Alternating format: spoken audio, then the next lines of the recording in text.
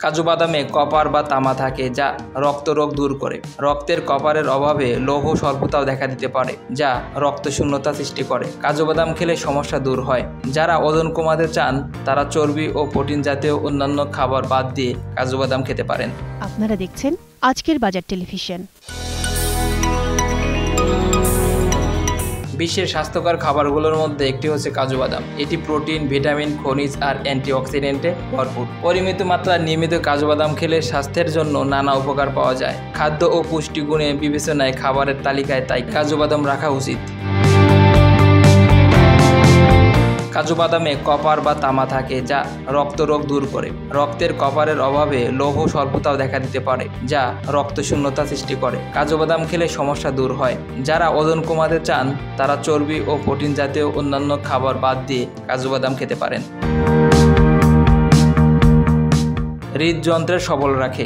হৃদযন্ত্রের জন্য কাজু বাদাম ভালো। এই বাদামে কোনো কোলেস্টেরল বা ক্ষতিকর উপাদান নেই, কিন্তু হৃদযন্ত্রের জন্য উপকারী চর্বি, তন্ত্র, প্রোটিন আর আর্জিনিন নামক উপাদান থাকে যা হৃদযন্ত্রকে সুস্থ ও সবল রাখে।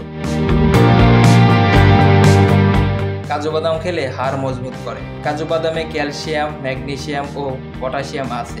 কাজু বাদাম নিয়মিত খেলে শরীরে খনিজের চাহিদা পূরণ হয়। কাজু বাদামে ভিটামিন কে আছে যা হাড়ের জন্য উপকারী। এছাড়া রোগ প্রতিরোধ ক্ষমতা বাড়ায়।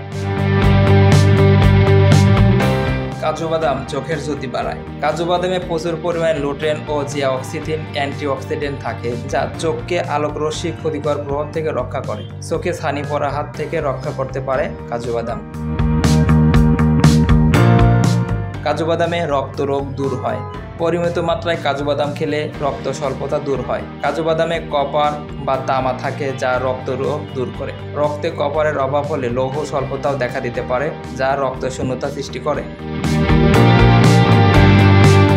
কাজু বাদাম ওজন কমাতে সহায়তা করে। যারা ওজন কমাতে চান তারা চর্বি ও প্রোটিন জাতীয় অন্যান্য খাবার বাদ দিয়ে কাজু বাদাম খেতে পারেন। কাজু বাদামে যে প্রোটিন আছে তা চর্বির পরিমাণ কমিয়ে ওজন ঠিক রাখতে সাহায্য করে।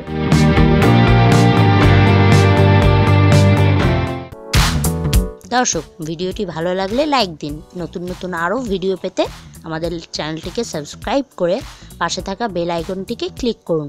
এতক্ষণ সঙ্গে থাকার জন্য ধন্যবাদ।